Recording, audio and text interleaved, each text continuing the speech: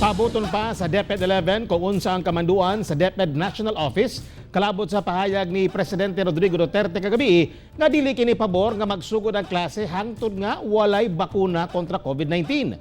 Dugang detalye sa aron ta sa live report ni Sheila Vergara Rubio. Sheila.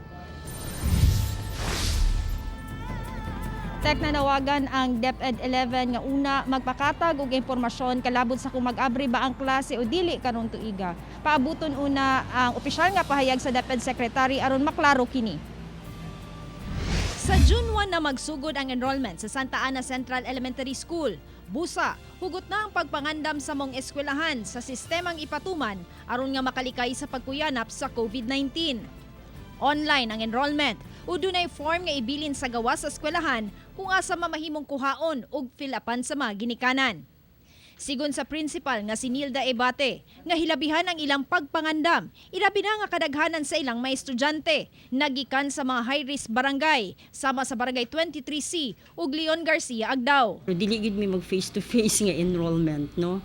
Katulang mga transferees nga naay mga cases nga hard gid kay we have to talk to them. So, gwapo na nahanay na among enrollment process. Sa karon ginapailaw na ang mga magtutudlo sa web seminar aron magiyahan sa mga learning system nga buhaton. Adunay online, modular ug aduna usay face-to-face apan limitahan ang gidaghanon sa mga bata. Apan kung si President Rodrigo Duterte ang pasultihon, dili siya pabor nga magsugod ang klase hangtod nga walay bakuna. I will not allow the opening of classes na magdikit-dikit yung mga bata. No? Bahala na hindi na makatapos.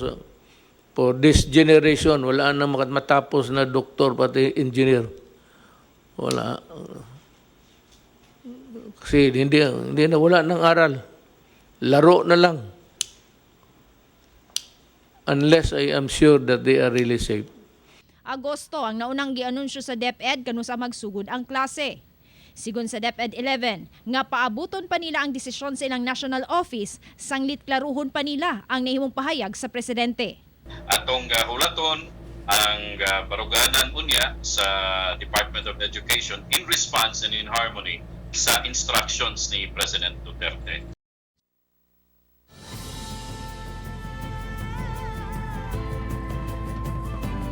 Samtang magpaabot pa sa opisyal nga desisyon gikan sa kauluhan, hulaton na magpadayon na ang preparasyon sa matag tulungan. Okay, daghang salamat Sheila Vergara Rubio.